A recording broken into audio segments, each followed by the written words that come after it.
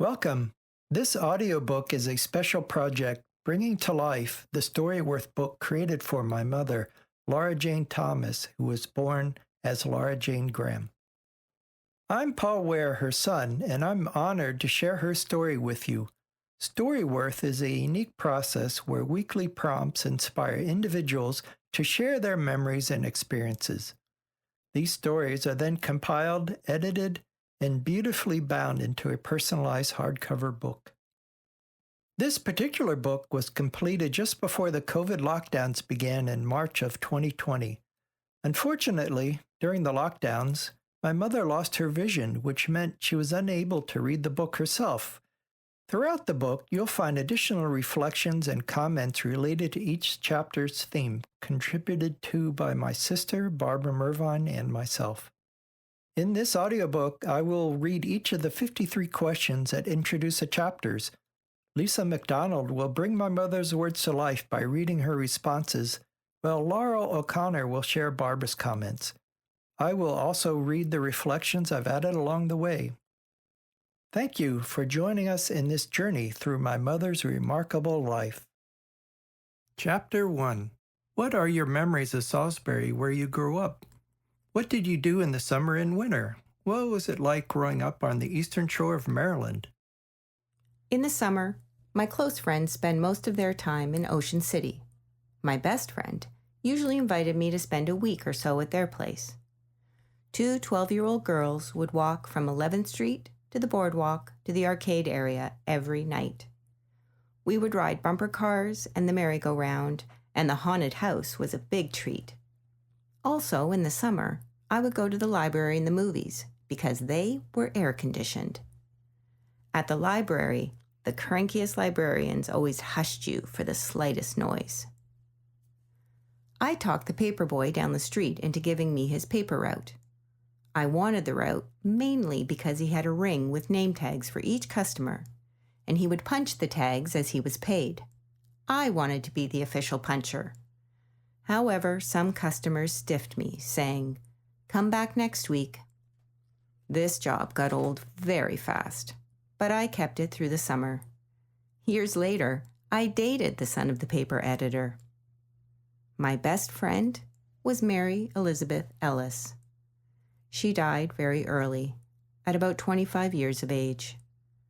We spent several nights at her house, and I have fond memories of her.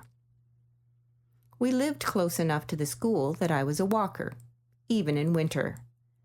In elementary school, my mother hired a taxi cab to transport me to and from school along with two other kids. One afternoon, the taxi didn't show up. Eventually, I decided to walk home. I have no memory of what the other kids did, but the only route I knew was the one the taxi used, and I was always the last kid to be dropped off.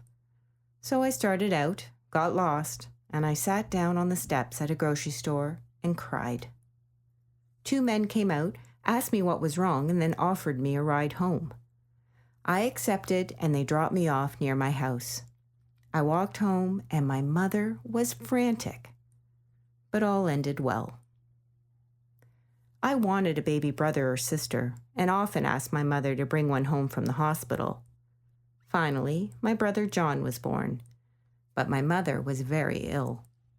Aunt Nora took John to Peekskill for the first year of his life.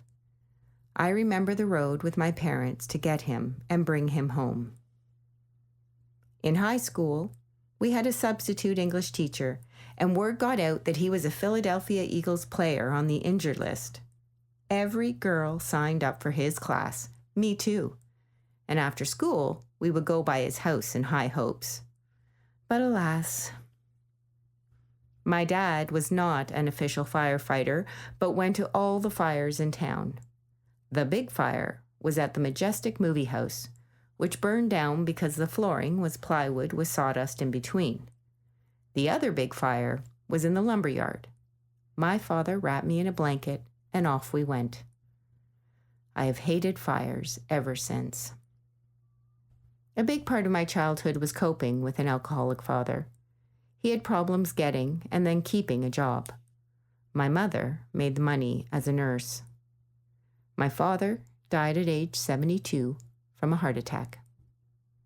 In this chapter, Barbara added a black and white picture of a very young Jane Graham sitting at a table with a tea set. Next to her is a large doll seated in a second chair, and they are both enjoying a snack and tea at the setting. Barbara has also included a comment. Mom especially loves this photograph of herself as a child. She always points out the giraffe to me that appears in the background of this picture. Chapter 2. What do you remember about World War II? I was almost 5 years old when World War II started. My mother told me that the Japanese had bombed Pearl Harbor. I asked her what Pearl Harbor was and where. And then I asked if they were going to bomb us in Salisbury. She said no, and I was relieved. As time went on, shortages of food and other goods developed. We were issued coupons to buy sugar, other foods, and anything made of nylon. My mother needed white nylon hose because she was a nurse. Whenever she heard that nylon hose was in stock, she pinned a note and money to my shirt and sent me to the store. I stood in line until it was my turn and handed the note and money to the clerk. Then I took the hose home to my mother. The shortage that bothered me the most was the lack of double bubble gum. There were comics in the gum wrapper. Some of our neighbors enlisted in the army. My father was too old to serve. I remember D-Day, the Allied invasion of Europe. That was the first time I heard General Eisenhower's name. There was a lot of patriotism for this war. There was no television, so the only pictures we saw were newsreel clips at the movies on Saturdays. Those pictures only showed positive images. There was a fenced-in area in town by the courthouse where we were encouraged to toss aluminum pots and pans for use in the war. The day that President Roosevelt died in Georgia, I had scarlet fever and was home in bed listening to the radio. I got up and called down to my parents with the news. After the war in Europe ended, we were still fighting Japan until we dropped 2 atomic bombs. The plane carrying the first bomb was the Enola Gay. Then Japan surrendered. That saved many American lives that would have been lost during a ground invasion. There were many local celebrations. I ran down Main Street in Salisbury and yelled my head off. A comment added from Paul. I remember Mom telling about how her father loved to read and would read every night. During the war, there were blackouts or lightouts when everything must be kept dark at night. Salisbury, the town Mom grew up in, was not far from the ocean, and there was fear, even in the U.S., of coastal cities being susceptible to war. Her father would not let this interrupt his nightly reading, and he would use black curtains to keep any light from the reading lamp escaping through the window and be noticed by the local watch. Chapter 3. Tell us about your father's job and your mother's job. We moved to Salisbury from Easton when I was 4 years old. The house we moved into belonged to my grandmother on my father's side. My father got a job working for E.S. Atkins Lumberyard. He worked with contractors, estimating project costs for them. This job didn't last too long because he had a serious drinking problem. The only other job I remember was the wholesale cigarette distributor job for a company owned by my uncle. My dad went to a lot of country stores outside of town. He had heart problems. He had his first heart attack at 45. He had several other attacks and died because of a ruptured aorta at around age 70. He had set a record for longevity in the intensive care unit before he passed.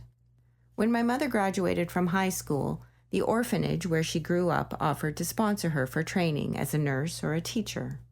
She chose nursing, which was a 2-year course at that time. She soon became the primary breadwinner for our family. She worked at Peninsula General Hospital, and I repeatedly asked her to bring a baby brother or sister home for me. My brother John was born when I was 9 years old. My mother was pretty sick after the birth, so her sister, my Aunt Nora, took care of John for his first year. My mother recovered and did a lot of private duty nursing. She liked to talk about caring for some of the Purdue family members. That's Purdue, as in chicken. I wouldn't say I liked it when she did private duty on weekends because I had to deal with my father, who was drinking heavily. My mother didn't learn to drive a car until she was about 50. She had to learn because we bought a home in Nanticoke, about 20 miles from Salisbury. My mother died in her early 80s from lung cancer. Both of my parents and my brother are buried in the Graham family plot in the Methodist Church Cemetery in Nanticoke. This chapter contains a picture that Barbara added of our grandmother, Evelyn, as a child at the orphanage with a group of girls there at the time. They are all sitting at the front steps of the orphanage. Mum's mother, Evelyn, wanted to be a nurse. The orphanage where she lived thought she was too small to be a nurse. Mum and grandmother were about the same size, around 5 feet. Grandmother insisted to the orphanage board that she wanted to be a nurse, so she became a nurse and worked almost all her life as a nurse. Chapter 4. Are you more like your father or your mother? In what ways? I always wanted to be more like my father because despite his lack of formal education, he was the intellectual of the family. I enjoyed talking with him when he was sober. We talked about books and his family background, among other things. I didn't have a typical mother-daughter bond. I think that was because my mother was brought up in an orphanage, and she did not have such a bond. My mother had very dark, almost black hair, and I'm glad that I inherited my father's brown hair. My mother wanted me to have curly hair like Shirley Temple. I had to get perms and hated it as a young girl. Eventually, I could let my hair grow out. My mother always had perms, one every 3 months. My mother also liked to tell nursing jokes, and sometimes off-color jokes in a social setting. I was embarrassed. I really wanted my parents to divorce and have my mother send me to my Aunt Nora's home in Peekskill, New York. But that didn't happen. I was left to cope with my father's drinking while my mother worked. She was the breadwinner. I resented it, but now I think it helped me develop a sense of independence at an early age. I remember Mum talking about how grandmother said that during surgery, the doctors would tell off-color jokes. I felt very sad once as we were driving in Salisbury, and she saw her dad's car parked outside a bar. She takes after her father as she loves to read, which she passed down to me and my daughters. She always has a book she is reading, and I remember grandfather always had a big pile of books near his chair where he would read. Chapter 5. What are some of your favorite movies? What was it like going to the movies when you were young? My all-time favorite movie is Gone with the Wind.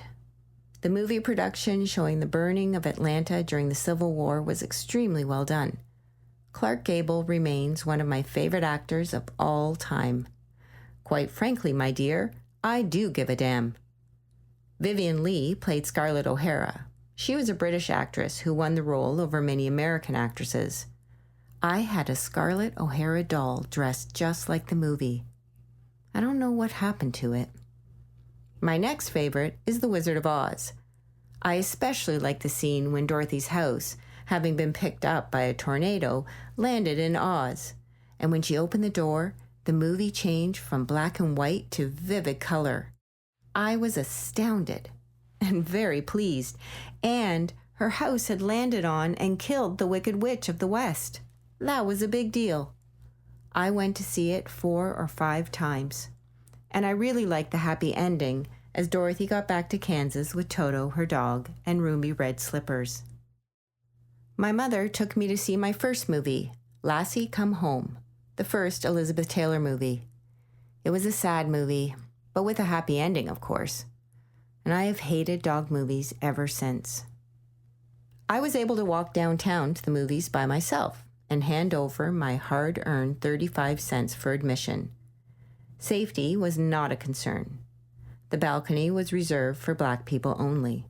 Smoking was permitted early on. How times have changed. My brother John, 9 years younger than me, liked cowboy movies, especially Saturday afternoon serials. As a teenager, it was my job to take him to the movies and sit through them to the end. Those boys often got rowdy, throwing popcorn at each other and messing around. Finally, it would end. Later, I remember dropping my daughter Barbara and her friend Lisa at the Bowie movie theater to see Moses, starring Charlton Heston. When I picked them up, Lisa was excited. She said, "Now I know what God looks like." Now we watch movies on television, and I hope to see Gone with the Wind again. I remember you saying you hated taking your brother to cowboy movies. Later, when you married Lamont Thomas, I had to laugh because he loves cowboy movies. I always thought, well, Mom never got away from cowboy movies. Chapter 6.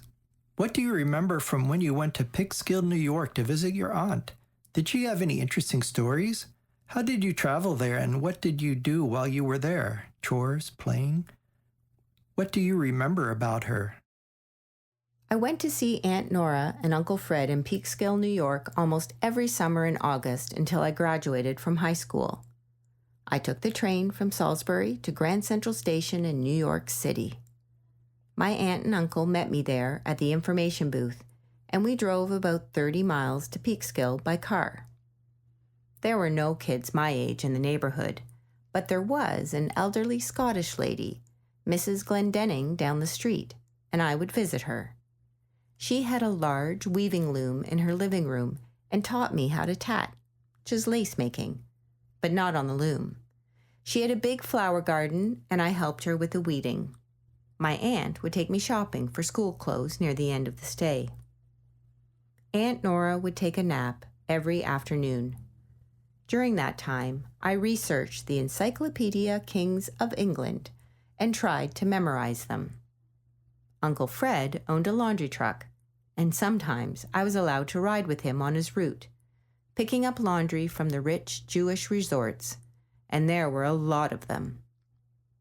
My cousin Freddie was a few years older than me and regarded me as a pest, and when he had his friends over, sometimes I really was. Other times we would walk into the town. I think it was about a 3-mile hike. On the way, we would walk by a monastery. At the time, I didn't know what it was and thought it was a house of monsters. He played on that. My cousin, Kitty Lou, several years older than me, had a lovely singing voice and would sing at weddings and other events. She worked in the local bank. Her husband managed the large graveyard. Freddie and I would walk through the graveyard and read some of the inscriptions on the tombstones, some more than 100 years old. Almost every night after dinner, Uncle Fred would go into Peekskill and return with a large container of hand-packed ice cream.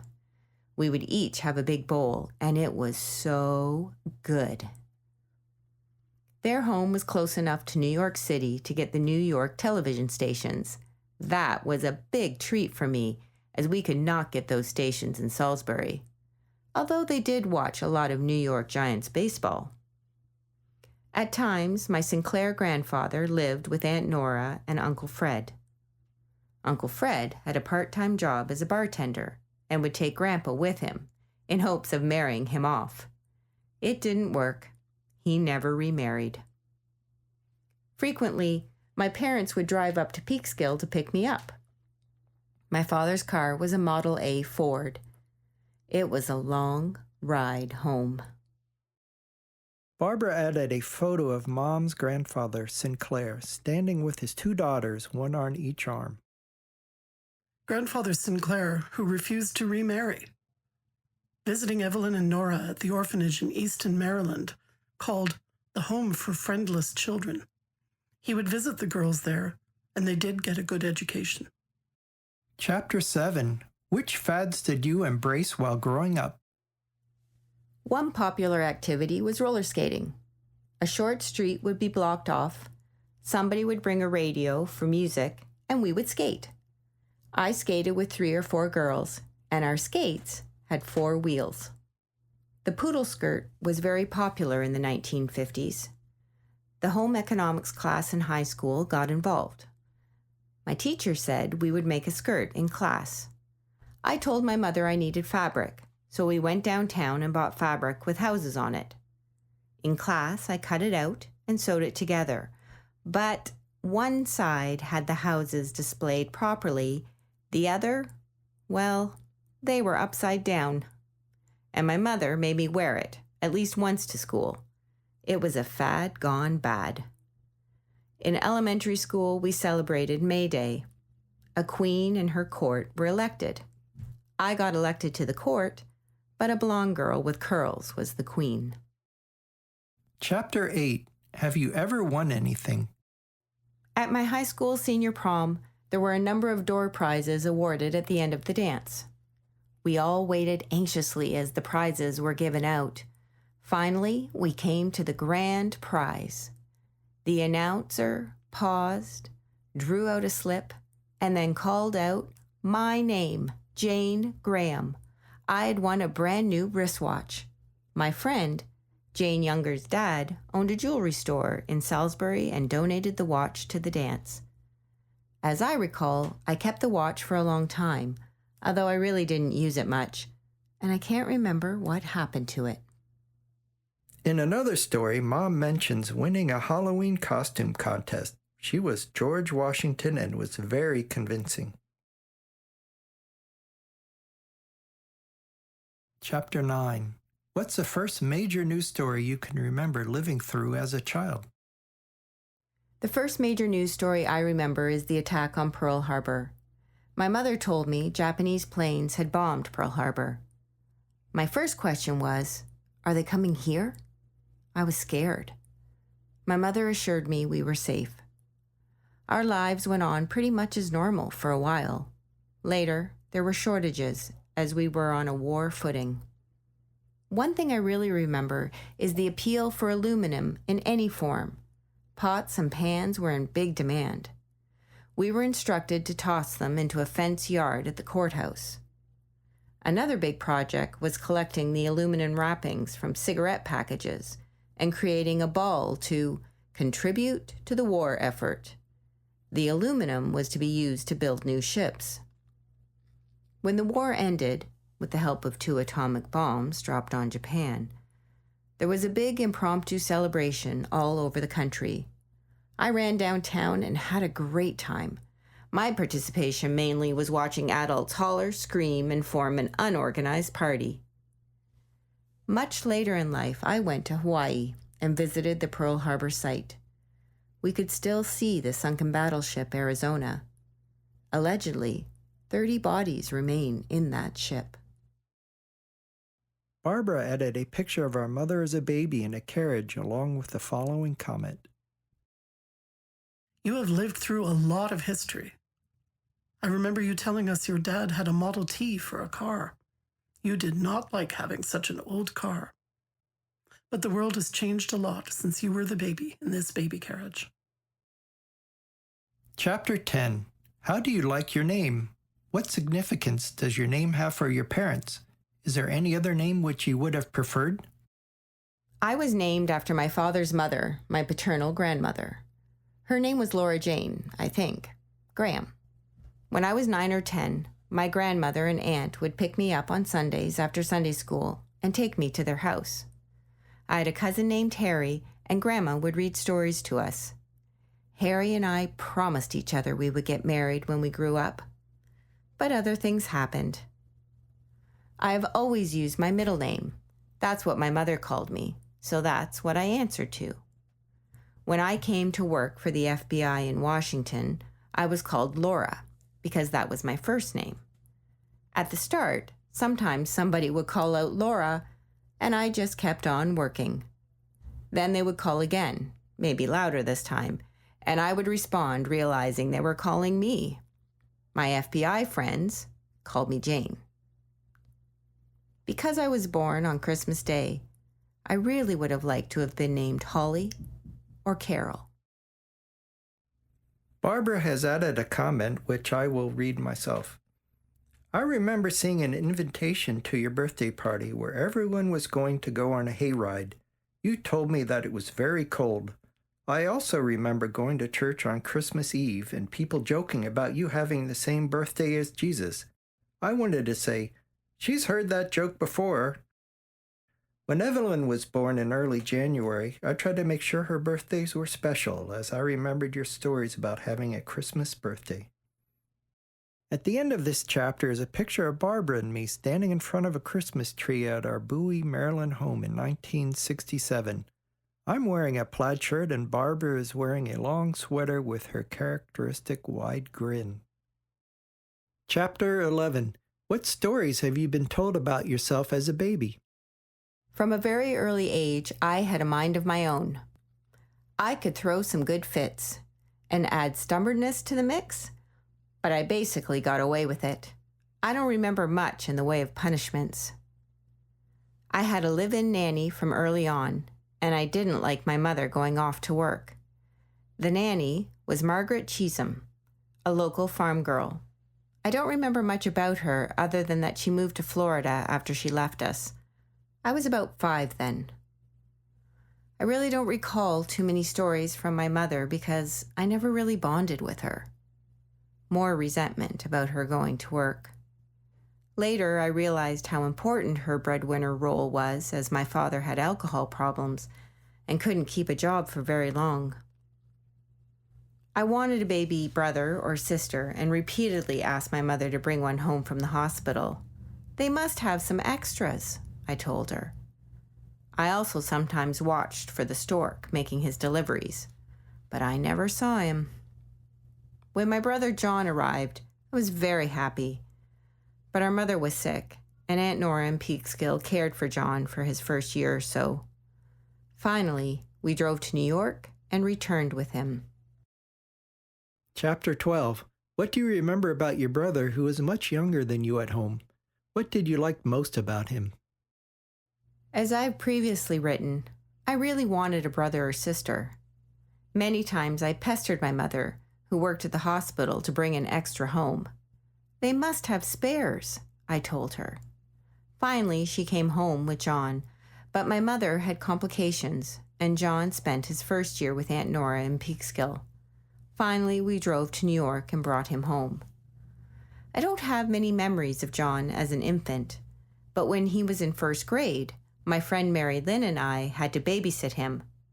We locked him in his bedroom. If we got caught, I have forgotten. When he was older, I had to take him to the cowboy movies on Saturday afternoons. It was horrible.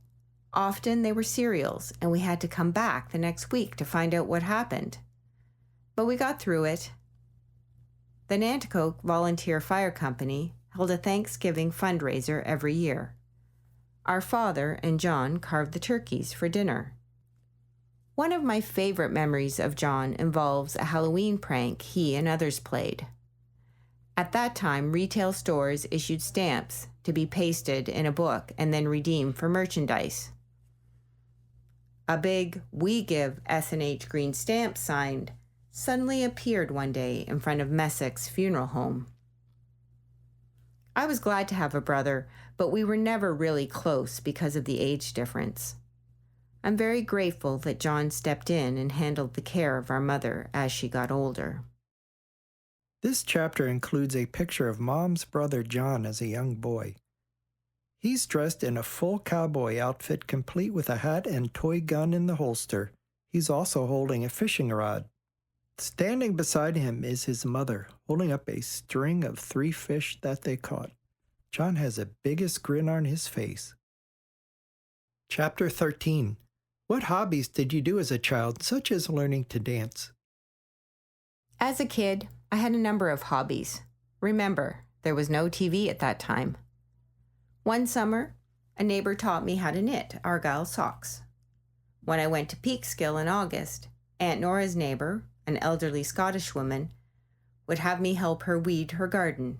She also taught me how to tie lace. In Salisbury, my main hobby was riding my bike all over town. I really had no limits. One favorite was the Coca-Cola plant, where I watched the bottles being filled. There were no samples. I was just looking in the window. I also liked to read and spend time in the library during the summer.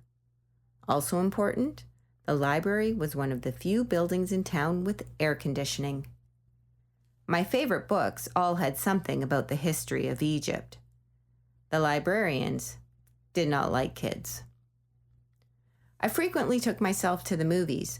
I even went to the grand opening of the new movie house. The movie was The Yearling.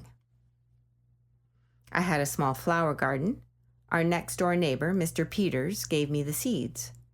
Gardening became a lifelong pastime. Every Saturday, I went to tap dancing class with Mary Lynn, my best friend. We were in a minstrel show as a tap dance team.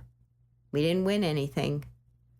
I was pretty good, and the teacher wanted me to take additional lessons after school. He claimed to have tap danced on Broadway, but my mother said no. Alas. Chapter 14. Do you have any fond or interesting memories about Halloween?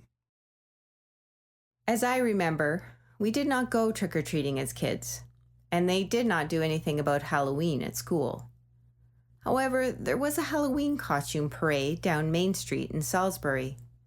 My paternal grandmother belonged to the DAR, Daughters of the American Revolution. From time to time, they had skits at their meetings. She had a George Washington costume, which she gave to me.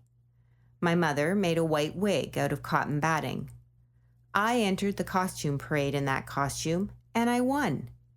Everybody was surprised that I was a girl. My picture was on the front page of the Salisbury Times. I have previously described my brother's Halloween pranks, which included moving outhouses and putting "We Give Green Stamps" signs in front of the Messick funeral home. Barbara has added a photo of me behind the house in Bowie.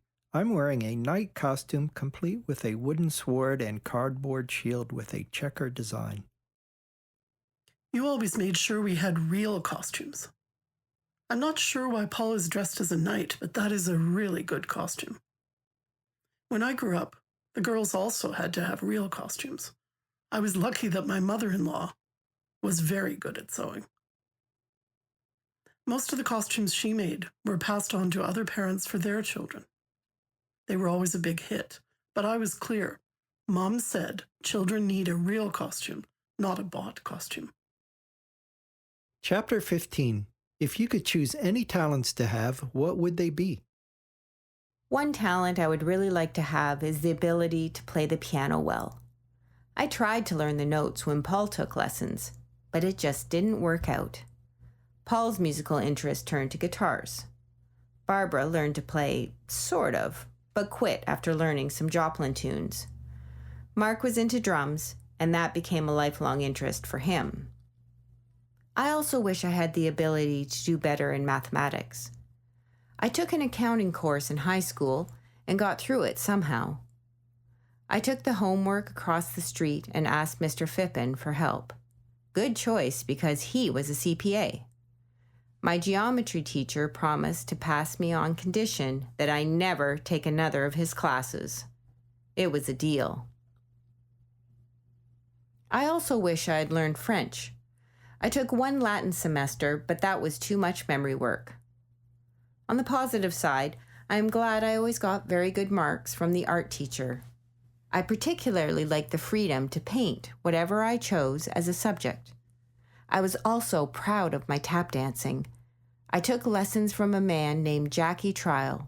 He claimed to have been employed at Radio City Music Hall in New York City. My best friend Mary Lynn and I did a tap dance routine in a minstrel show sponsored by the Arts Council. Barbara commented on a picture of Mark playing the drums and me playing the guitar, which was taken in the basement of the Ellicott City home. Mark and Paul playing together. They once sang a song they made up called "I'm Mad," and it was hilarious. I enjoyed playing the piano, but only after I could pick the song. While I know I can't play well, I still enjoy figuring out a song on the neighbor's piano. But the boys were the talented ones. Chapter 16. What was different about growing up on the eastern shore of Maryland than perhaps growing up in other places? What did you eat that was different, and what do you like best about the eastern shore? One big difference was growing up within 25 miles of Ocean City. I usually spent a few weeks at my friend Mary Lynn's cottage, which was at 11th Street, the end of the boardwalk. I met my first boyfriend there, but he was from Michigan, so it didn't last long. We had a couple of movie dates. Charlie Chaplin starred in one flick. One big food difference? Muskrat. I thought everybody ate muskrat until I got to Washington. My mother bought skinned muskrats from somebody from Cambridge, soaked them in salt water for 2 days, and then diced and fried them in oil. Mashed potatoes and a side completed the meal. We had fish frequently, and my mother made a great oyster stew. My mother sometimes fished from the Route 50 entrance bridge to Ocean City. My father hunted duck and geese. I even baked a duck for my Washington friends. I really wasn't interested in staying in Salisbury after graduation. Some of my friends got married. Some went to Salisbury State Teachers College, but only 2 of us left for Washington. I am glad I was one of the 2. There's a picture of Mom and her dad's boat tied up at the dock, and another picture from 1969 of Mom, Barbara, and Mark sitting in the back of the boat. I also remember crabbing off an old wharf. The crabs would fight in the basket, which was always an old apple basket. It was a real art to bring the string up slowly, but not too slowly.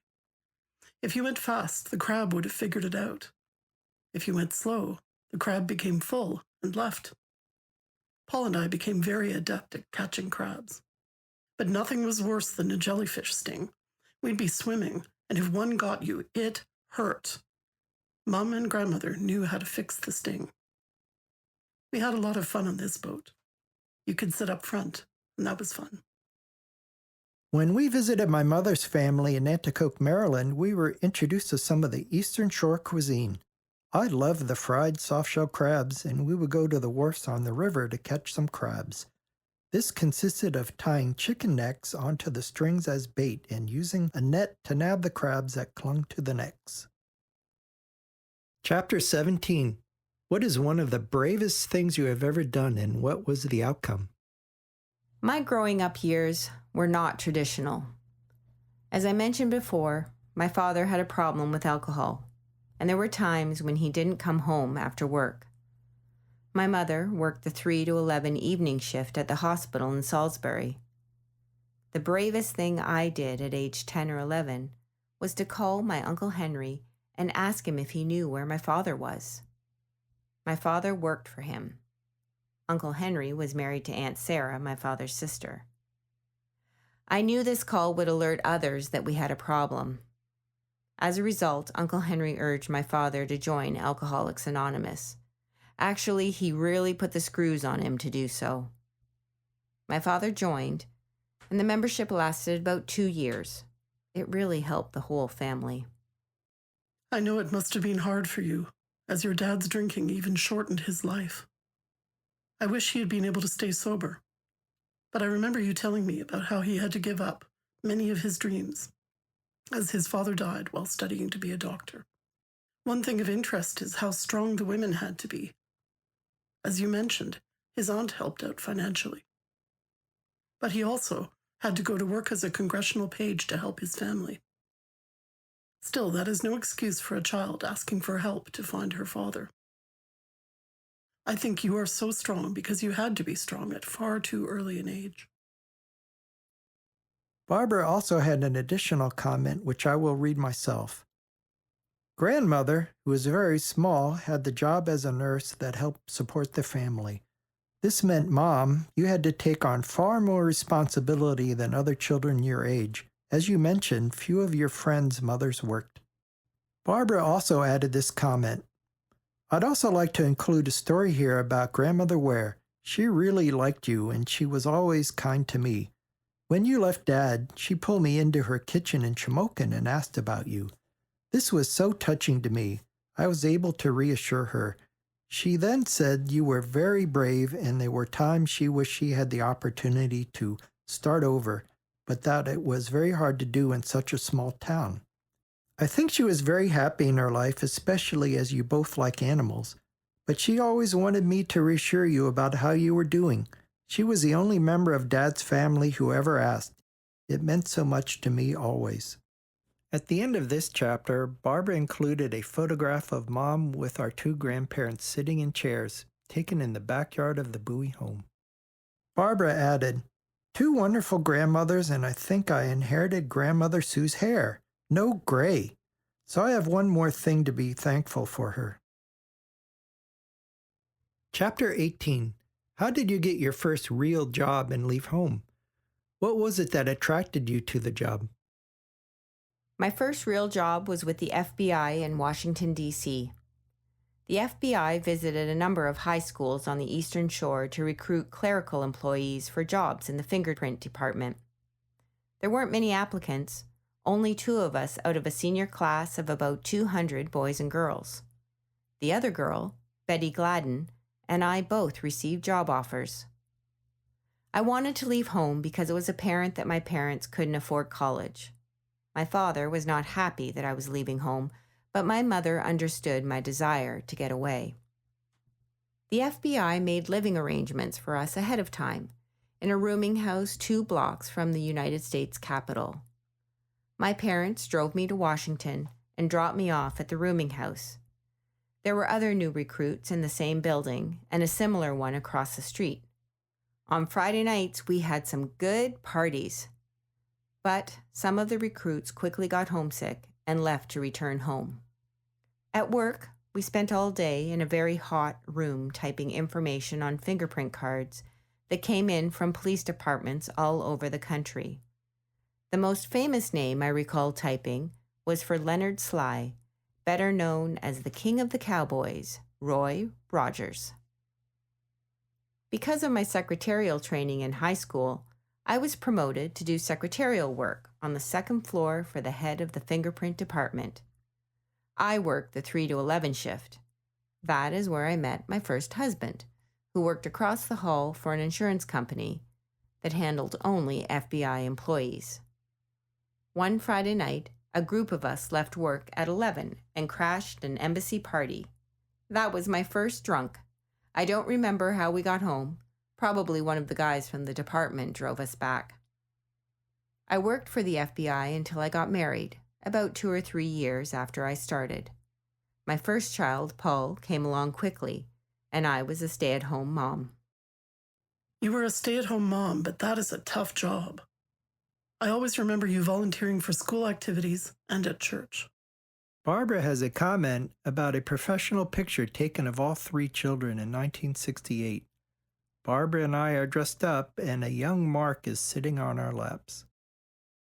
I will read Barbara's comment.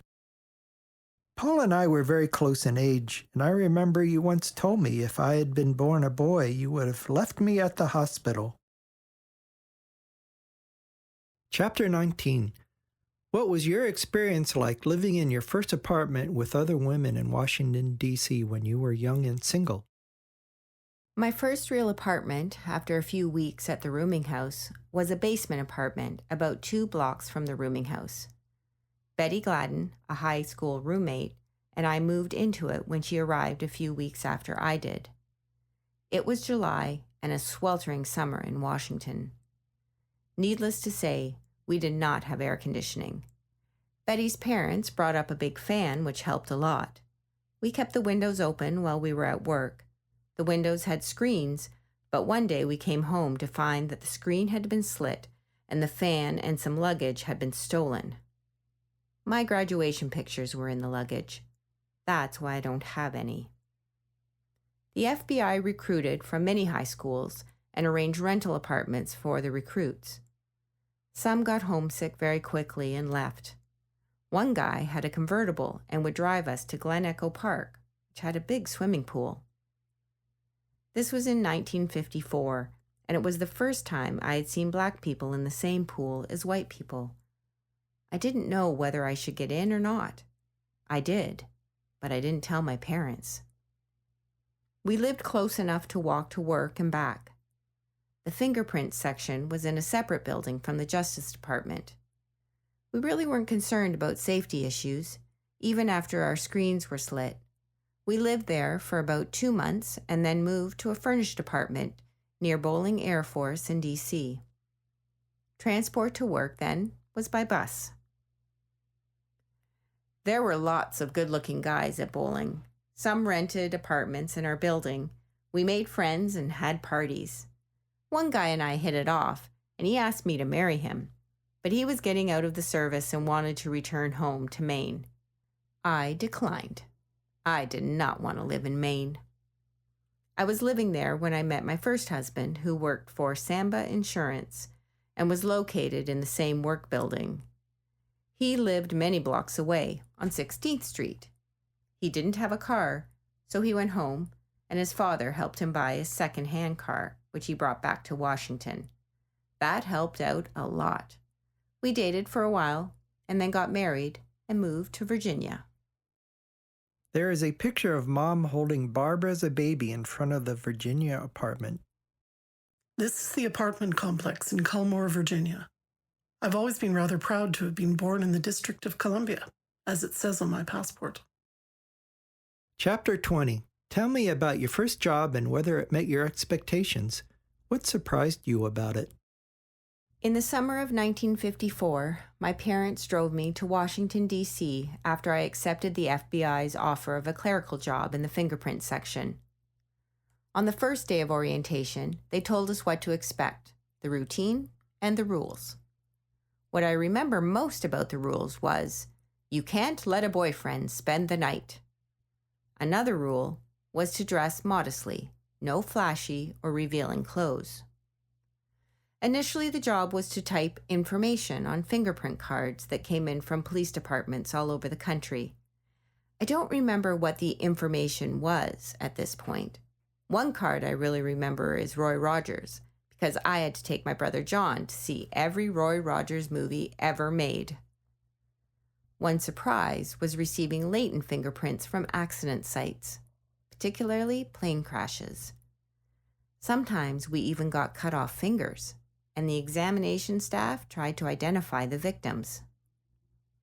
Because I had taken shorthand in high school, I qualified for a secretarial course at the FBI. After that, I was promoted to be the secretary to the head of the fingerprint department. He traveled a lot, and I didn't have much to do when he was gone. I did take dictation from his boss from time to time. After a while, I switched to the 3 to 11 shift. I worked in an office with 3 guys. Later, I found out there was a bet as to which one would get in my pants first. I'm not going to finish this story. Chapter 21. What famous people have you met and how did you meet them? I had many opportunities to meet famous people from my job at the Omni Shoreham Hotel. Of course, before that, I met the famous executive director of the FBI. I even rode down in the elevator at the Justice Department with J. Edgar Hoover. At the Omni Shoreham, I was the managing director's secretary. I occasionally saw famous guests. 4 of the most famous are Bob Hope, Frank Sinatra, Nancy Reagan, and Jimmy Stewart. We had 6 suites in the hotel, one of which was the Bob Hope suite. He stayed there when visiting his daughter, who lived locally. When he wasn't there, we rented it out for big money. Nancy Reagan was attending a luncheon at the hotel, and her friend, Frank Sinatra, came in to surprise her. I'd gone down to the dining area to get a glimpse of her. When I returned to the office, I was told that Frank Sinatra had come in to see me. But we missed each other. So sad. I saw Jimmy Stewart sign in at the front desk, but didn't get to speak to him. At one other big event, either Gloria Swanson or Tallulah Bankhead left a very expensive sable coat in our office for safekeeping. I called my best hotel friend, Joanne Fine. She worked with her father in public relations, and we both got to try on the coat. Too bad we couldn't take pictures. I remember you spoke about how the hotel had one of the presidential inaugural balls. You once had Hillary Clinton's purple dress in your care. Chapter 22. What are your favorite memories of each of your children growing up? One of my favorite memories concerns taking Paul to pre-kindergarten as a 4-year-old. He didn't want to stay. He cried and held on to me. The teacher said he would be fine. Just go. I did, and Paul found a toy and was just fine. And he stayed just fine for the year. Much later, Paul joined the Boy Scouts, and I was very proud of him when he became an Eagle Scout, one of the highest ranks possible. He received an award at a scouting ceremony, and Mom and Dad received pins.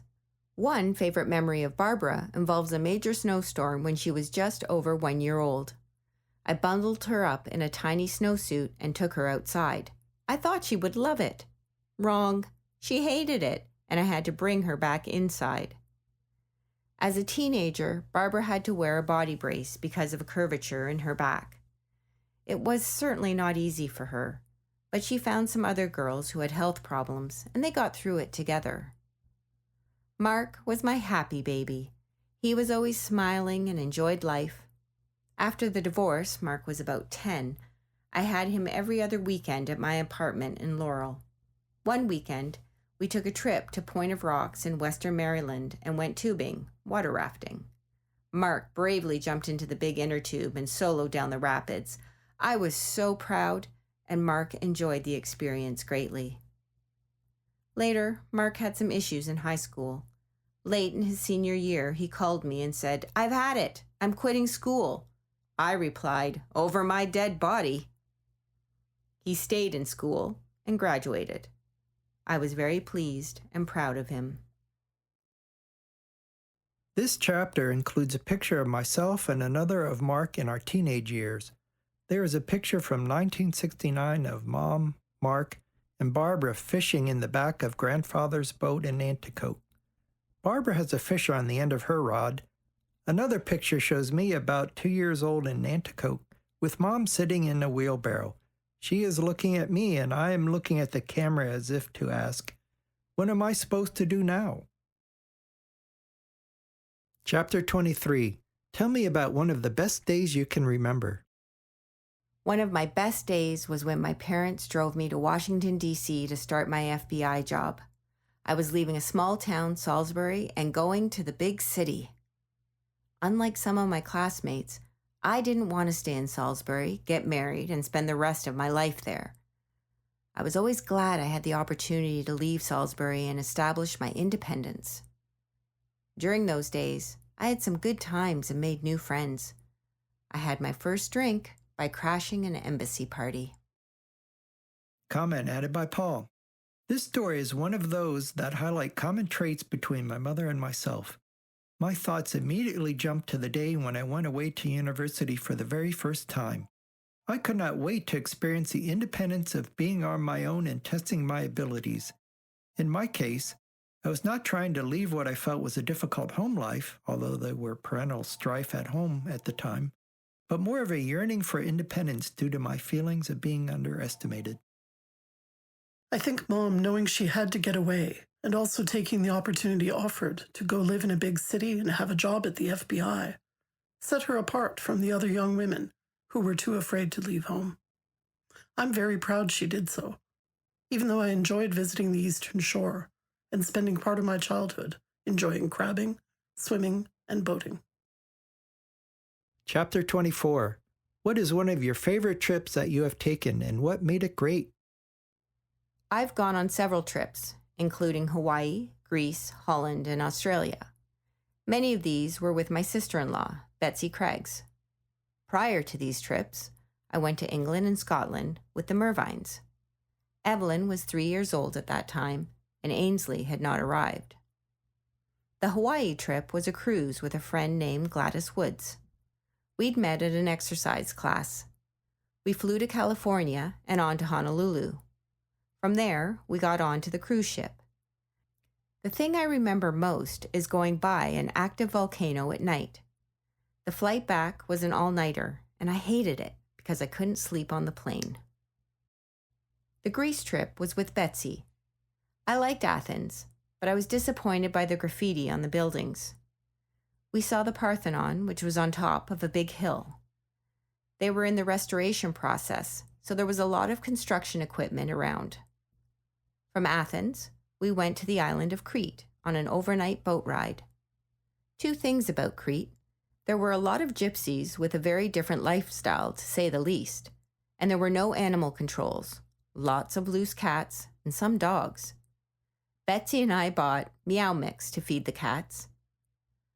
Crete was home to many Greek gods, and we had a night visit to Neptune, the Greek god of the seas. One event at the hotel in Crete really sticks out. One morning I woke up, went out into the hallway, and smelled smoke. I went door to door, waking others up, and we gathered in the lobby. It turns out that what I smelled was burnt toast, the odor coming up the vents from the kitchen. There was no bad aftermath. The Holland trip was also with Betsy. I bought a lot of tulip bulbs and brought them back for planting in Ellicott City. It turns out our local deer really like to feast on the flowering part during spring blooming. I spent about $75 on deer food. In Amsterdam, I visited the Anne Frank house. That was a very emotional experience for me. I also tried Heineken beer, and the Holland version is much stronger than the beer in the US. We really enjoyed Holland, especially riding bikes on the bike trails near the hotel. We even saw mothers carting their kids to school by bike in the morning. Near the hotel were some dikes reinforced by pine trees from North Carolina, but no boys with fingers in the dikes. I went to Australia to visit Betsy and her husband John. They lived in southern Australia in a lovely townhouse on the outskirts of the city of Sydney. Betsy had learned to drive on the wrong side of the road. We made a trip along the southern seacoast. There were a number of resort locations, but not heavily occupied. It was Christmas time, but summer, and on one beach I saw 3 wise men on 3 camels. Houses did not have Christmas lights, I guess, because it didn't get dark until very late. We walked through a rainforest and saw a number of sheep farms. On the way back, I had 3 days in Sydney on my own. Betsy suggested a hotel with beautiful views overlooking the bay and the Sydney Opera House. One night I had dinner in a restaurant with a rotating tower dining area on the top floor, so I saw all of Sydney. Another day I walked to the Chinese section of Sydney, where I bought opals to bring back for my family. The flight home was very long, about 14 hours to California and then back to the East Coast. It was cold and rainy when I got back to BWI Airport. This chapter presents a picture of a young Caspian feeding kangaroos. Betsy has been a wonderful friend and sister-in-law to you. You've been very lucky to have her in your life. Also, when you were in Australia, did you ever imagine your granddaughter and great-grandson would end up living there? It is a beautiful country. Chapter 25. Why did you relocate your young family to Bowie, Maryland, and what made it an interesting and attractive place to live? My first husband and I lived in a 1-bedroom apartment in Fairfax, Virginia when Paul was born. After a while, another baby was expected. It turned out to be Barbara, so we needed a 2-bedroom apartment in the same apartment complex. But we wanted a house. The houses were very expensive in Northern Virginia. At some point, we heard about Levitt homes being built in Bowie. They were more in our price range. About that time, I inherited $10,000 from an aunt on my father's side. We used that money to get into the house. I think the price was about $17,000. It was conveniently located, and the kids could walk to the elementary school. After a few years, Mark arrived. The house was a Cape Cod with 2 bedrooms upstairs and 2 on the first floor. We enclosed the garage to make it into a family room. The home in Bowie. It was a great location, as we could even walk to the movie theater and some shopping. Feeling in the garage was nice, as we then had a big family room for watching TV. Also, a big shed was attached to the house to hold things. I enjoyed the great big weeping willow tree in the backyard, as I could climb it, go way up high, and see all over. Plus, We had a small play log cabin. Chapter 26. Who have been some of your best friends after moving to Bowie, Maryland, and who are some of the unique characters? My best friend in Bowie was Kay Kaplantis, who lived at the end of our street. I used to go to her house almost every day to borrow a cigarette. She was a good friend to talk to. She had 5 children and 2 dogs. I was the after-school home for her daughter Irene for a while. Kay and I were very involved with the Holy Trinity Episcopal Church. Shortly after I left Bowie, Kay died of some intestinal disease, and I came back for the funeral. Another good friend was Peg Johnson. She too was involved with the church. Bev Whitelaw, our next-door neighbor, let me rent a room from her for 2 years after I left Bob. Across the street, there was a unique family. The wife and second husband lived there, as did the first husband, who apparently had nowhere else to go. During football season, they brought in a keg of beer, and it went downhill from there. They were drunk by halftime. Another unique character was Lucy Chodos, who lived across the street. She had some serious mental problems. She called in some false fire alarms and once woke up neighbors at 2 a.m. to tell them she heard God on the radio. She had an affair with her gynecologist. We sometimes saw his car in her driveway during the day. Once, she was hospitalized and called me to tell me that she was there because the hospital needed her help. The Lee family, next door on the other side, were also unique. She had a serious gambling problem and frequently spent the day in Waldorf. I took care of her daughter after school, and I felt very sorry for the young girl. I added a picture to this chapter that is one of my favorites. It shows Ronnie Lee and me finishing a snow igloo fort. Barbara and Laura Lee are shown in the background looking at us. It was a nice neighborhood, but yes, people were unique. I remember playing with Irene Kaplanis, and she caught the bouquet at my wedding. Also, the Lees had the brother of our dog, Dolly. I forget what his name was. Chapter 27. How did you feel when your children were born? What were your children like as babies? It hurt like hell to have a baby. But in those days, the doctor would give a sedative to knock you out. Paul was first, and I was about 21 when he was born. He was born in Washington, D.C., and I weighed about 115 pounds then. And the doctor kept telling me I was going to have a big baby. And Paul lived up to that. He was almost 9 pounds. He was a calm baby. For his first birthday, we took him to the Washington Zoo. My mother came to help and brought me a rocking chair. Barbara was the second baby. Her delivery was a little easier, as she was smaller. Barbara was born in a snowstorm in March. I was taken to the hospital by ambulance as her father was at work. Paul was 2 years old when he learned he had a baby sister. We lived in Falls Church, Virginia at that time. Barbara was never a fat baby, always slender. She was fussier than her older brother. All of my babies were bottle-fed. Paul and Barbara were always very close as brother and sister. Mark came along about 6 years later. His delivery was very quick, and he was born at Providence Hospital in Washington. While I was in the hospital, our cat had 6 kittens. Barbara was much more interested in the kittens than in her new baby brother. We had moved to Bowie by this time. Mark was always a happy baby, easy to care for, and both grandmothers came to help with Mark. We always had cats.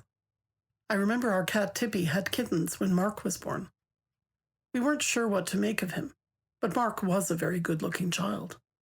We used to make him get French fries for us at McDonald's, as he would get them for free sometimes. Also, he always had to eat the pickle off our burger or else. Paul and I shared a bedroom for a time, which I liked. I remember being very scared moving downstairs, but Mark had the bedroom next to mine. I'm very glad Mum taught us a love of animals. In this chapter, there's a picture that I really like. It shows Mom with all of her children on the steps of the first apartment I moved to in Canada. Another older picture shows Barbara and me kneeling on either side of our beagle dog Beetle. Chapter 28. How did you choose your children's names? My firstborn, Paul Howard, was the first paternal grandson to be born. He was named after his paternal great-grandfather, Howard Ware, and his maternal grandfather, Paul Fearson Graham. Barbara Beth came next, about 2 years later.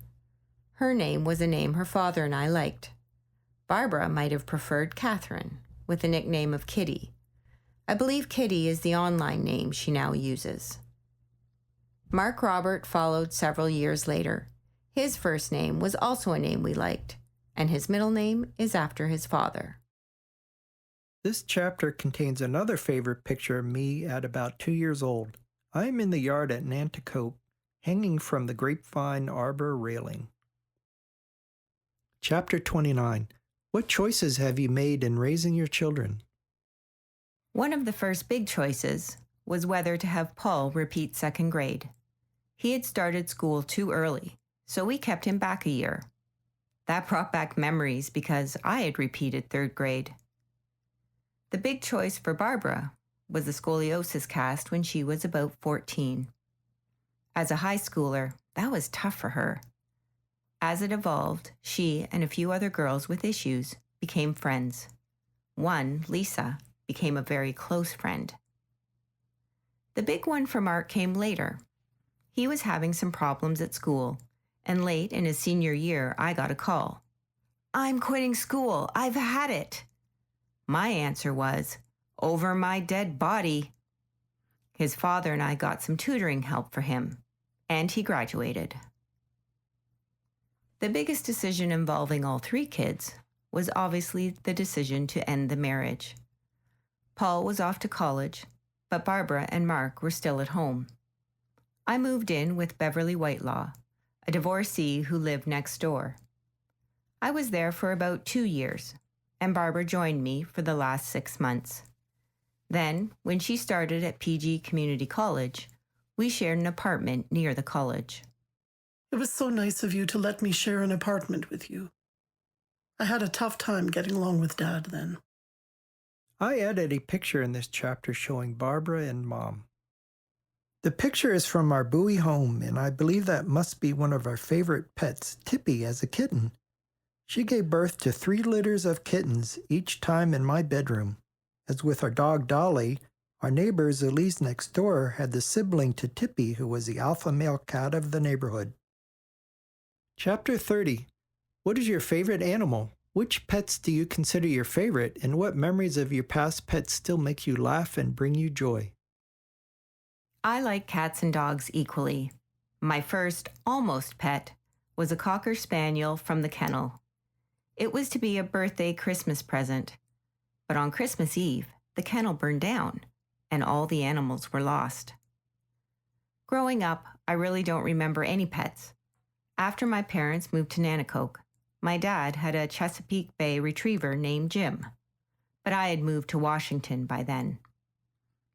In Bowie, we had a long-haired Chihuahua named Dolly. After the divorce, Dolly stayed at the house. I moved next door, and the neighbor had a German Shepherd who slept with me every night. In Cheverly, Lamont already had a dog named Maggie. Maggie was supposed to belong to his son Bob, but Bob went off to college, and Lamont had a dog. Maggie was a teenage mom who really wanted nothing to do with her pups after the first day. Later, his daughter Anne had a white cat in need of a home, and Buster found one. I had always wanted a white cat. We took both Maggie and Buster to Ellicott City. It was integrated.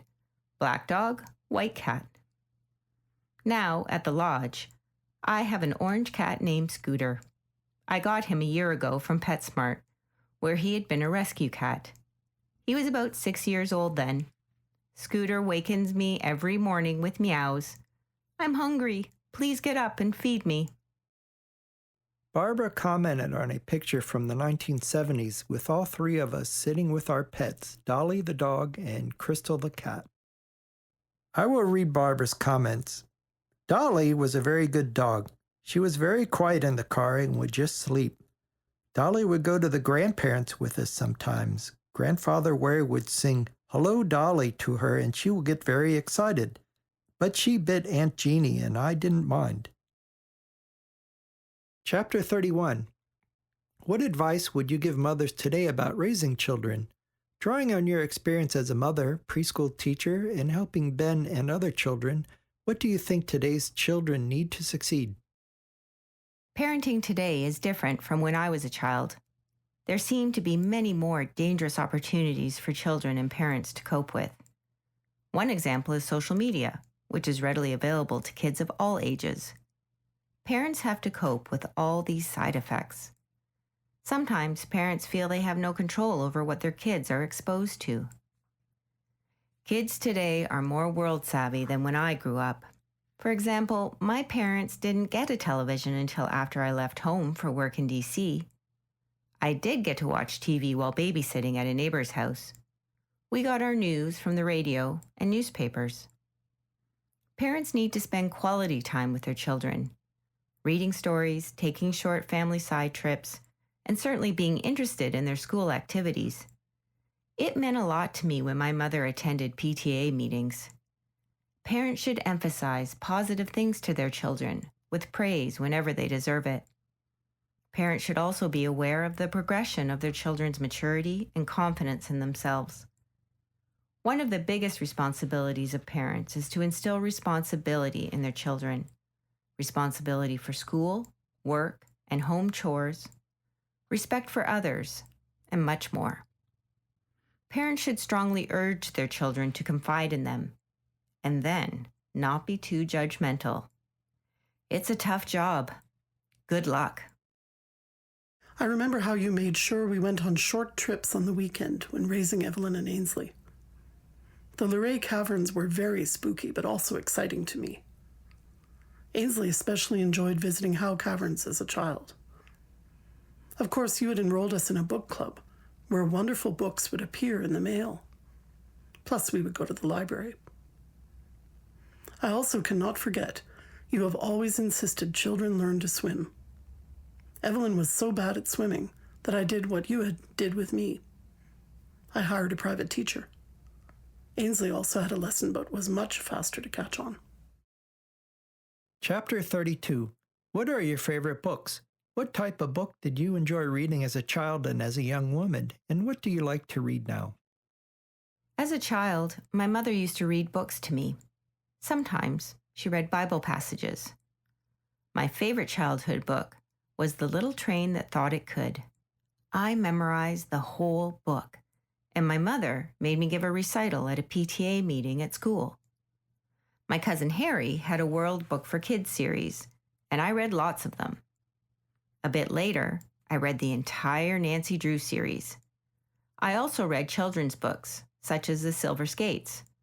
I asked for some of these books at Christmas time. As a young adult, I continued to read and developed an interest in historical fiction. One author I liked was Galbadon. I don't recall the first name. The series started in Scotland and moved to the Revolutionary War era in the United States. One of my favorite authors is Ken Follett, who wrote Eye of the Needle. I particularly enjoyed that book. I read a few of John Grisham's books too, but liked Follett better. As my vision went bad, I was very pleased to get audiobooks downloaded to my telephone. So my reading became listening. Currently, I am mainly interested in English royal history, especially the Tudor era. I also like the Inspector Gamache detective series. I have all of them in my phone library. All told, I think I have at least 60 audiobooks in my library. I remember getting your old Nancy Drew books to read and thinking it was funny that her car was called a Roadster. I loved reading those books, and now Evelyn has some. She even collects Nancy Drew books. Barbara added a picture of Mom's grandfather sitting in a chair reading a book. This is your dad's father reading, and I remember grandfather reading a lot also. Today, Evelyn will read to Caspian every night. Chapter 33. When did you have the least money in your life, and how did you manage your budget?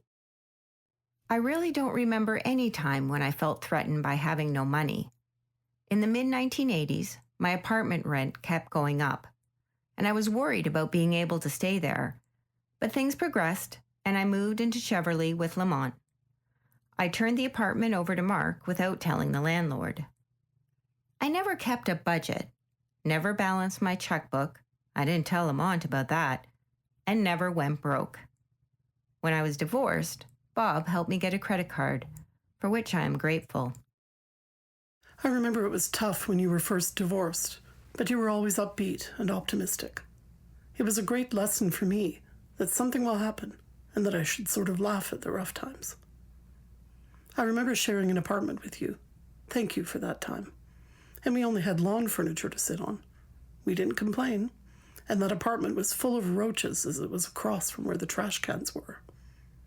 However, my first cat of my own, Tony, would eat the roaches, so she earned her keep.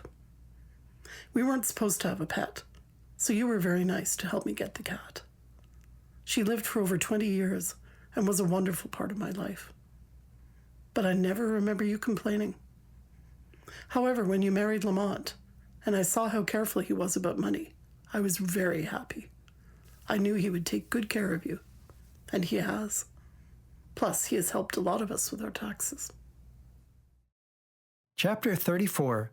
What are some of your favorite hobbies? For instance, quilting or crossword puzzles. List anything that you have done or made that you are proud of. My favorite hobby is gardening.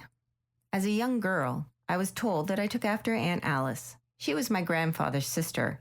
I never met her, but evidently she was a gardener too. In high school, I planted flower seeds every spring. I checked them every afternoon after school. And finally, I got flowers. In Bowie, I had a few flower beds, but not much else. In Cheverly, I had my first vegetable garden in a small fenced area on the side of the house. And I took charge of Lamont's flower beds. He had a miserable gumball tree in the backyard, which complicated matters. In Ellicott City, I really got into gardening. I had a vegetable garden in the back and lots of flower beds in the front. I got a lot of compliments from neighbors and others for the flower beds. I did have to fight the deer who liked my tulips.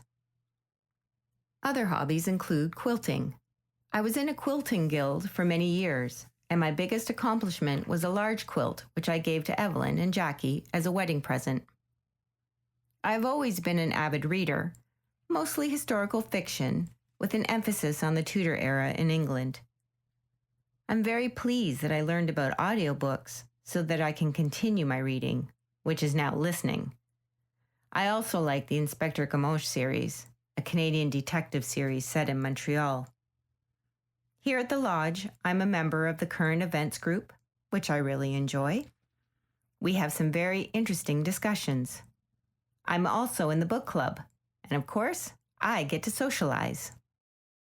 You were always good at embroidery, and especially good at quilting later. Chapter 35. When did your interest in gardening first begin? Did you prefer growing flowers or vegetables? I guess I have gardening in my DNA. When I lived in Salisbury, Mr. Peters, our next-door neighbor, was a gardener. One day when I was about 10 years old, I was out digging in the dirt, and he gave me some seeds. Sometime later, when the weather got warmer, I dug in the dirt and planted the seeds. They were flower seeds of some kind. I was told that I had the green thumb from my great-aunt Alice, my maternal grandfather's sister. When we lived in an apartment in Virginia, I couldn't resist. One spring, I went into the yard and planted some flower seeds. I guess they grew. In Bowie, I planted some flowers in the backyard and tried to grow some tomatoes. My neighbor, Beverly Whitelaw, gave me some good dirt from her worm pit, which helped the tomatoes. When we moved to Ellicott City, my gardening took off. I had a good-sized vegetable garden in the back and many flower beds in the front. I had a problem with deer eating my produce, so we put up a fence. That helped, but the groundhogs dug under the fence. I trapped 10 groundhogs over one summer and released them in a nearby park. After a while, we converted the vegetable garden back to lawn. But Patty, next door to the south, let Jeff, next door to the north, and me share a small plot in her fenced backyard. On my trip to Holland, I brought back a good supply of tulip bulbs and planted them in the front flower beds. When they bloomed, the damn deer had a feast. I liked both vegetable and flower gardening. I enjoyed giving tomatoes and other vegetables to neighbors and was proud of the compliments on the front flowers. I liked getting my hands dirty and being out in the fresh air. My Korean neighbors loved my zucchini squash, and another enjoyed the eggplant. Now that I'm at the lodge, I have flowers and tomatoes on the balcony every summer. Barbara has a comment about a picture added showing Mom and a young Ainsley gardening. Also included are pictures of Mom in front of her beautiful flower gardens in Ellicott City. Ainsley still enjoys gardening. She would love to help her grandmother dig in the garden. Chapter 36. What is one of the strangest things that has ever happened to you? When I was in grade school, my mother sometimes worked part-time as a secretary at a local funeral home. Occasionally, I was allowed to go with her. Once, when she was really busy, I wandered into the area where the caskets were on display. I looked around, and there was nobody in sight. I looked again to be sure. Nobody. I climbed into a casket to see what it felt like. It felt very hard on my back, and I didn't stay long. Thank goodness the casket lid didn't close on me. I was afraid somebody would come in and find me doing something I wasn't supposed to be doing. I never told my mother about this. This chapter includes a picture of John and my grandmother sitting in the Nanticoke house's TV room. It looks as if John has just come back from working at a gas station. I remember going to the funeral home near Nanticoke to play with the daughter who lived over the funeral home. It was nice to play with her, but I wanted a downstairs tour. I know Uncle John claimed he would take the green stamp signs and put them in front of the funeral home as a joke. I thought that was so hilarious. He also drove very fast in his car with me in the front seat and told me not to tell you. I was so excited and I bounced all around. He had a much cooler car than my parents had, so I loved our little secret. Chapter 37. What would you consider to be your motto? Has it changed throughout your life? Today, my motto is to be the best 83-year-old babe in Frederick County. One of my first mottos was, get out of Salisbury as fast as I can. I did have qualms about leaving my younger brother in a not-too-good family situation. I could have gone to the State Teachers College in Salisbury, but I didn't want to be a teacher, nor did I want to get married and be stuck in Salisbury for the rest of my life. The FBI was recruiting high school graduates to work in its fingerprints section in Washington, D.C. I jumped at the chance, and the rest is history. Chapter 38. What have been some of the greatest surprises in your life? Well, to start, reaching 84. And still in good health, mostly. And not ready to depart. I've lived longer than anyone else in my family. Back in high school, I won the top door prize at my senior prom. The prize was a wristwatch. I'd kept it for years, but I don't know where it is now. A bad surprise came at the Omni Shoreham Hotel, where I'd worked as an executive secretary for several years. One morning, out of the blue, I was fired. I'd gotten to the top pay scale, and a headhunter was brought in to cut costs. I didn't see it coming. After that, I got a part-time job with Parrot Labs, conducting safety tests on pill bottles with kids. When Lamont and I got married, my friend Joanne Fine from Shoreham showed up and took pictures. Lamont says without her, there would be no evidence. Chapter 39. What do you consider to be some of your greatest achievements in life? Well, of course, the greatest accomplishment is, without a doubt, having 3 wonderful children. All three have become successful contributors to society, and I'm very proud of all three. I've lived longer than anyone else in my family, and I'm very glad to be still leading an active, independent lifestyle and not being a burden on my kids.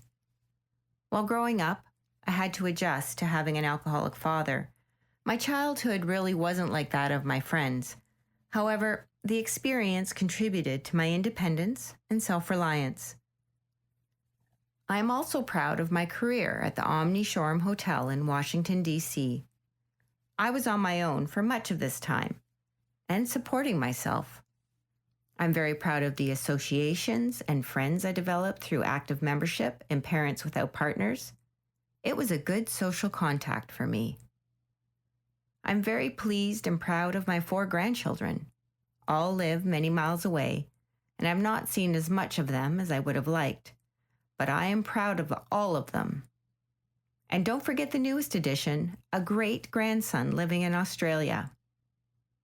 In my later years in Ellicott City, I've been very glad and proud of what we did for Benjamin Lee. I took an interest in that Korean family, and an aunt asked me if I would help Ben with his ABCs before he entered preschool. I jumped at the chance, and the basement rec room became our schoolroom. We have had a close relationship ever since. Ben is now almost 14, in 8th grade, and doing very well. Chapter 40. What are some of your favorite holiday memories? Because my birthday is on Christmas, it has generally had to take a back seat to the big holiday. But one year, when I was about 10 or 11, on Christmas night, my mother sat me down at a table and brought out several birthday presents for me.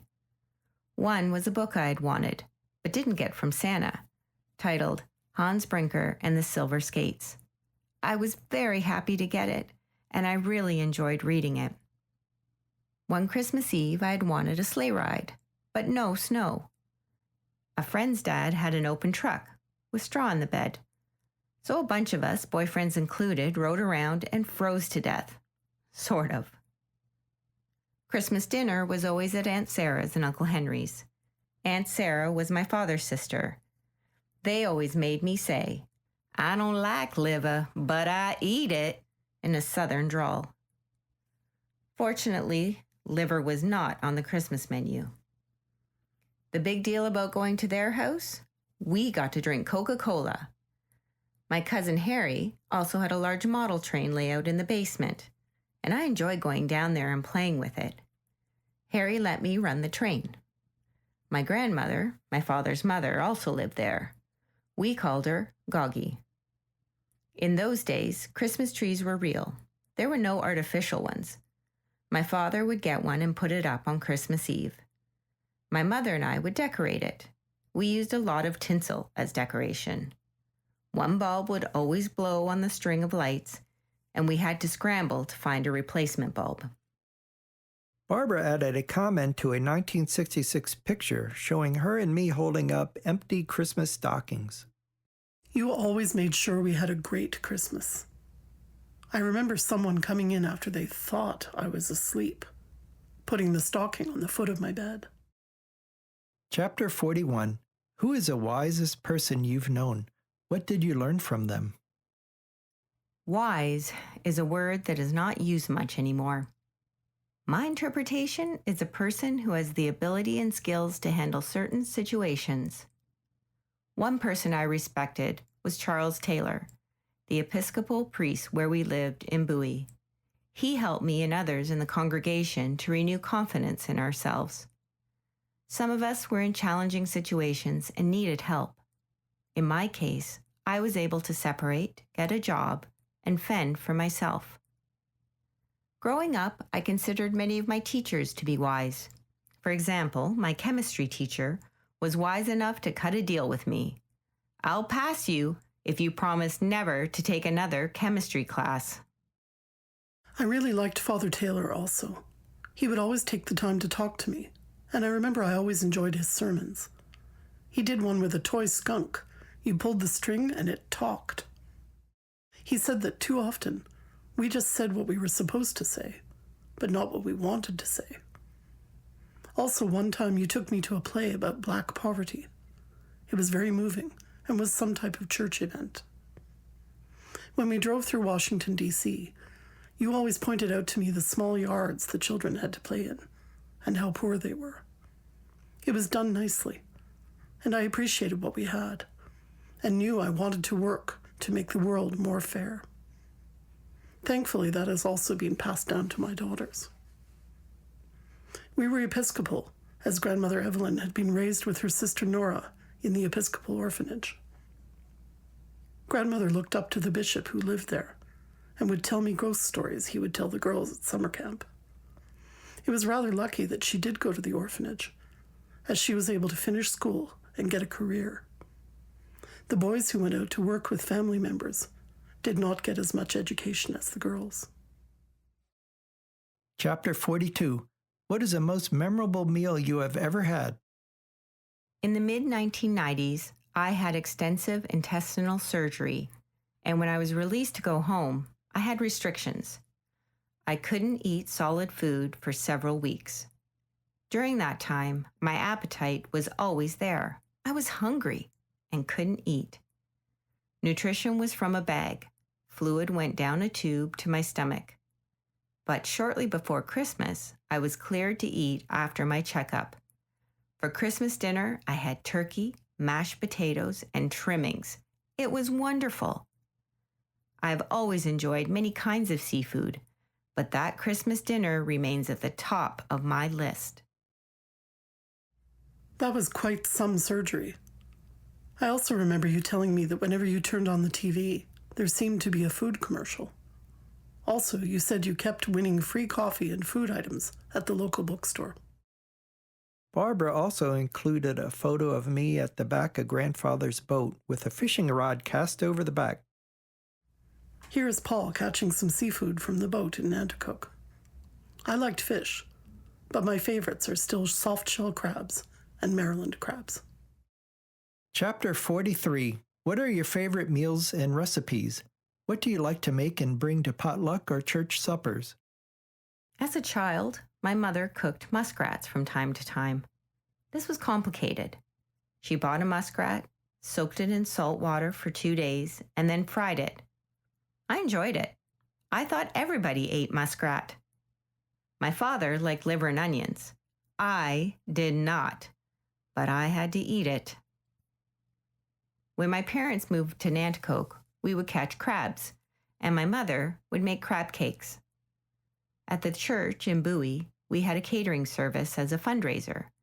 We did wedding receptions and big parties. I liked to make small cream puffs stuffed with tuna salad as an appetizer. I also liked to make my own vegetable soup, spaghetti sauce from scratch, and lasagna. We often had spaghetti and meatballs for our Saturday dinner.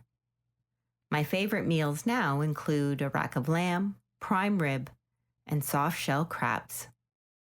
A picture is included that shows Mom in the Bowie home kitchen preparing a meal.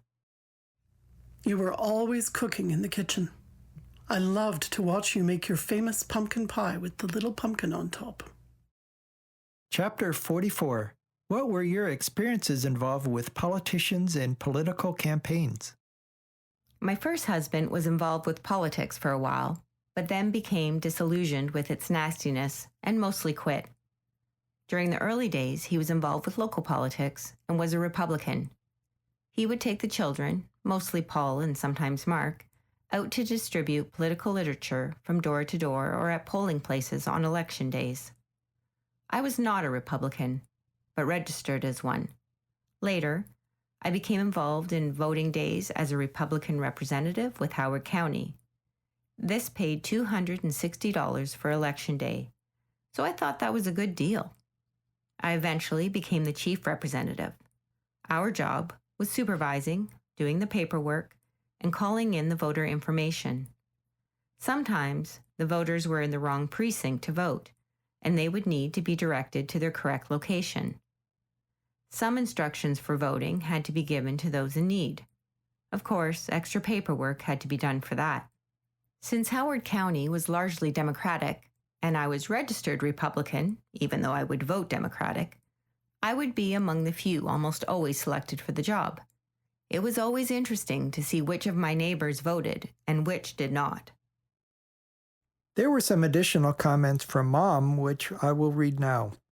Some parents brought their children to see the election in progress, and I believe that was a good thing to show and teach children the process. One time, we hosted a party to gather campaign funds for the senior Lawrence Hogan, who was a congressman in Washington and historically involved with the Nixon impeachment. He sent a nice thank you letter. He is also the father of the current 2020 Governor of Maryland, Larry Hogan. Thanks, Mum. Also, I was out putting things in mailboxes. I remember Paul and I were so thirsty once, as it was a very hot day. But I remember Dad taking us to many campaign things. It was a great education for us.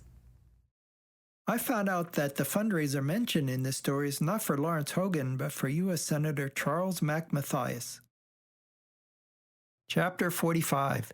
Throughout your life, what have been your religious beliefs and how have they changed? My first memory of any religious influence was from the stories my mother told me about being brought up in the orphanage sponsored by the Episcopal Church of Easton. According to her, the church was very good to her. During the summer months, kids were taken to Ocean City on the train and stayed a week. The church also had a camp on the Chesapeake Bay.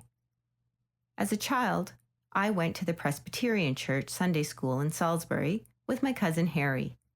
I liked this because after the service, we went to his home for lunch and played all afternoon. I attended Methodist Church as a teenager because they held teen dances every Saturday night. One week, there was a live band. Small, but live. The next week, they played records.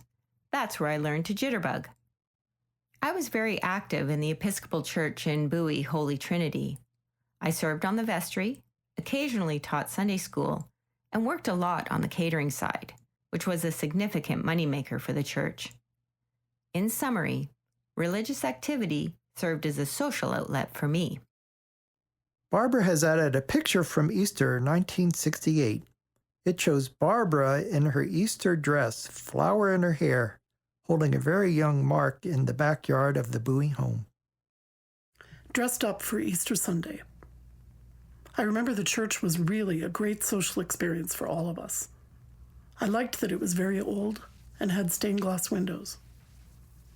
Bowie was such a new town that most people went to new churches. Every year there was always a fair with old books for sale and baked goods and crafts. Sometimes there was a fundraising dinner. Paul and I liked walking in the cemetery and looking at the old graves. Chapter 46. Have you ever been in a situation or experienced an event that felt life-threatening at the time? As a child swimming at Ocean City, I was caught in a riptide and pulled out. I was ready to call for the lifeguard, but an incoming wave carried me back to the shore. Much later, swimming in the indoor pool at the Irene, I liked to do somersaults underwater. One day I got confused and couldn't tell which way was up. I was scared, but I followed the side of the pool to the top. Finally, during a very heavy rainstorm, I left the Cheverly house to drive to the Shoreham Hotel. As usual, I got on Route 50, but soon was in deep trouble. A low spot under a bridge was flooded. Other cars made it through okay, but my car started to float. Water began to enter the car, and I put my feet up on the dashboard. After all, I was dressed for work. I was saved by two men who pushed my car to higher ground. I was interviewed by a newscaster who let me use his phone to call him on. My car was towed to a local repair shop, and I got a new battery, which I picked up later. Barbara adds a comment to a picture of her and me floating on a blow-up air raft and looking at the camera. You made sure we all knew how to swim, even if I didn't want to learn. Chapter 47. Over the years, what things have you changed your mind about? As I graduated from high school, I had an opportunity to go to Salisbury State College.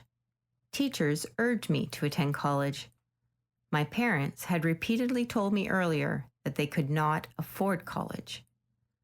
I attended an FBI recruitment session at my high school and decided to apply. When the job offer came through, I was thrilled. My parents, I guess realizing that I was going to leave home, said they could somehow afford college. But I had changed my mind. I was going to Washington, and thereby getting out of Salisbury. Barbara added a picture showing Mom, grandmother, Barbara, and Evelyn as a baby. I'm including this 4-generation photograph. Grandmother Evelyn trained to be a nurse, and I think you would have done really well in college, Mom. You are certainly smart enough for it. Later, I think baby Evelyn made up for it by attending a lot of college. Chapter 48. What is your favorite part about your life now? What advice would you offer to older individuals, and what have you chosen to do differently than most people your age? I'm very pleased to live in the lodge at Homewood, a retirement community in Frederick. I enjoy having the opportunity to socialize with interesting people and take part in the activities offered. The food is good, especially the homemade soups. Some people don't enjoy this environment, but I really like it. I've been here full-time for a year now, and there's always somebody to talk to. I would advise elders to stay active, particularly maintaining contact with others regardless of age. Never stop learning. Keep up your physical fitness. Watch a variety of television programs, including news and world affairs. Join discussion groups if possible. Lamont says, I've chosen to outlive most people my age. I say, I have chosen to remain active and thereby avoid being dependent on others. There is a picture of Crystal, the cat, sitting on the Bowie home kitchen counter. Mark has placed a funny set of fake eyeglasses with a large nose on her. I'm including this photograph of Mom and Mark playing a joke on our cat, Crystal. Mom was involved in fostering cats, working at the church, and later volunteering at the library. But Mom always likes a good laugh. While she likes serious TV programs and learning, she has also always had a sense of humor and a very funny, contagious laugh. Chapter 49. What is the hardest part of your life now? Can you describe what it is like to lose significant vision, and also go over how hard you work to keep part of your eyesight? One of the hardest parts of my vision loss is not being able to drive a car. Also, it is difficult for me to see details of almost anything, especially faces. Most of the time, I recognize people by their voices and shadowy shapes. I have been in situations where I had to ask for assistance, and people have been very willing to help me. For example, crossing a street in St. Michael's last summer, or asking the price of some article in a store. I have always loved reading, and am grateful for audiobooks so I can continue to pursue that interest. Macular degeneration is progressive. My doctor assures me that I will not go totally blind. I have regular appointments and sometimes get an eye shot, an injection directly into the eye. The purpose is to reduce bleeding in the eye. I don't have red tears. One of my biggest hopes is that my children do not inherit this disease. Neither of my parents had significant eye problems. Of course, I have lived longer than any of my relatives, so that may be a factor. I'm glad there's technology to help you with your eyesight, that Lamont has been able to help you get to appointments, and you have health insurance to pay for what you need. I'm also glad there's technology to help you, especially with books. Chapter 50. Tell us about your grandchildren and your great-grandchildren. I have 4 grandchildren and 1 great-grandson: Evelyn, Ainsley, Sarah, Donovan, and Caspian.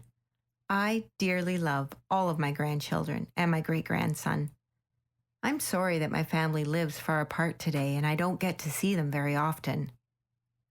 Evelyn came first, and I'm very glad and proud that she was named after my mother, Evelyn Graham. I traveled to Wisconsin and spent some time with her as an infant.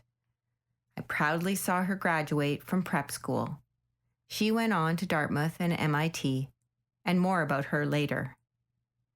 Ainsley found her skills and has done very well in Keene, New Hampshire. She is skilled in taxidermy, very photogenic, and has done some modeling. Sarah is my Canadian granddaughter living in Ottawa.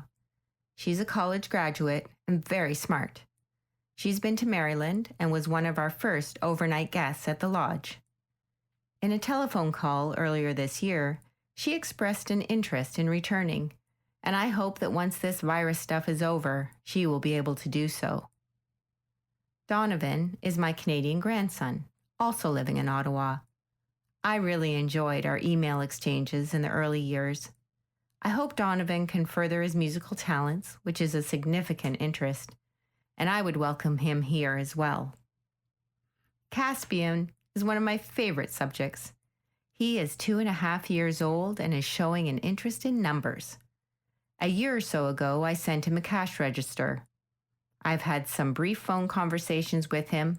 Well, Evelyn put him on and he said, "Hi, Grandma." He lives in Australia with his parents, and I hope they're able to visit the United States next year. Donovan has changed his interest to internet technology and completed training at the local college, Algonquin College. He is now employed by the Canadian government to maintain embassy networks. Chapter 51. How did you meet your current husband and what makes him special?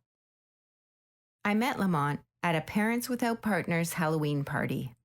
I had a sign that read, "Me Jane, you Tarzan?" Lamont wore a big cowboy hat. I liked the way he held his cigarette. We spoke briefly, and he moved off, but came back. We talked some more and set a dinner date. He walked me to my car, and we kissed goodnight. We kept the dinner date and set another. He claimed to have an IROC, a real girl catcher, and it worked. One thing led to another, and I ultimately moved into his home in Cheverly. Things progressed from there. My children and I have enjoyed having Lamont as a family. He was a grandfather to the girls, and they loved going to visit the large house Mum lived in Ellicott City. Both girls would watch cowboy movies with him, and Ainsley likes cowboy movies the best. He also had lots of snacks in his famous snack closet. Later, we admired how you and Lamont worked together to help Ben, and then won an award as school volunteers. I also like that he doesn't lose his temper easily. He just calmly asks about the situation, firmly, but without losing his temper. Chapter 52. How far back can you trace your family ancestry? My father's mother was Laura Jane Fearson Graham. I was named after her. She moved in with Aunt Sarah Todd, my father's sister, in Salisbury. I believe my father's father was Paul Graham. He worked part-time at a bank in Washington while studying to be a doctor. He caught TB and died. That's why my father had to quit school and go to work to help support his mother and 2 sisters. My father was Paul Fearson Graham. He worked for Uncle Henry Todd, who owned the wholesale tobacco company in Salisbury. He delivered and stocked cigarette vending machines from Salisbury to Ocean City. My mother was Evelyn Vanetta Sinclair. She and her sister Nora grew up in the orphanage in Easton. Their mother died at age 25 when her dress caught fire from the kitchen stove. Their father was a railroad man and rarely home. 2 sons were indentured to local farmers. The girls were put in the orphanage. My mother became a nurse thanks to sponsorship by the local Episcopal Church. She had a choice of teaching or nursing. In those days, an RN degree took 2 years. She really liked being a nurse, and she was the main breadwinner. Early forebearers came from Scotland and Wales.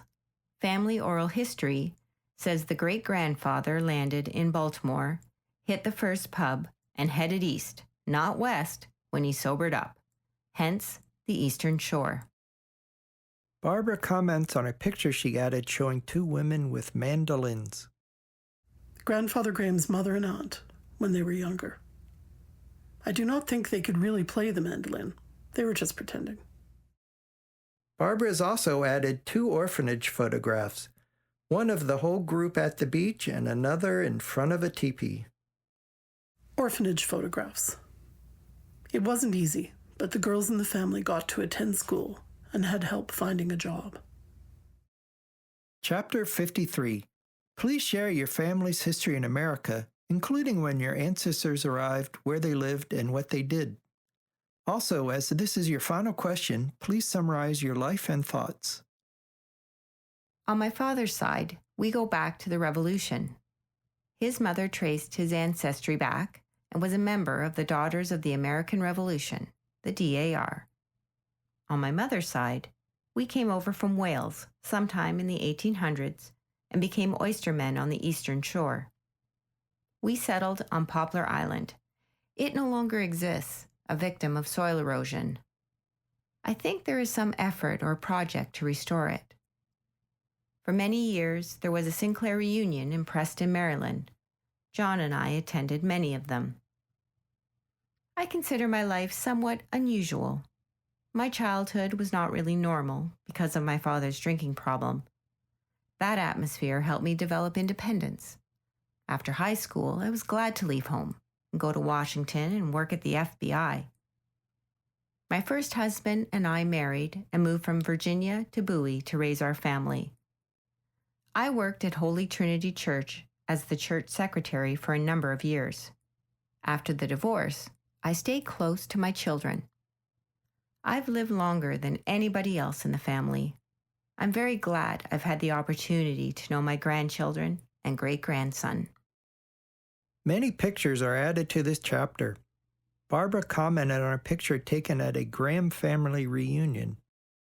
This photo was taken at one of the Graham family reunion dinners that Mum used to organize. From the left are Barbara, Mark, Mum, Uncle John, and other extended family. I added a picture from 1999 with us in front of the Ellicott City home and a young tree next to the driveway. Later, when you had your shoulder injury, I took a picture of you sitting under the same tree, which was now much larger. I have used this second picture on the front cover of this very book. As we reach the end of this book journey, we've walked together through the extraordinary life of my mother.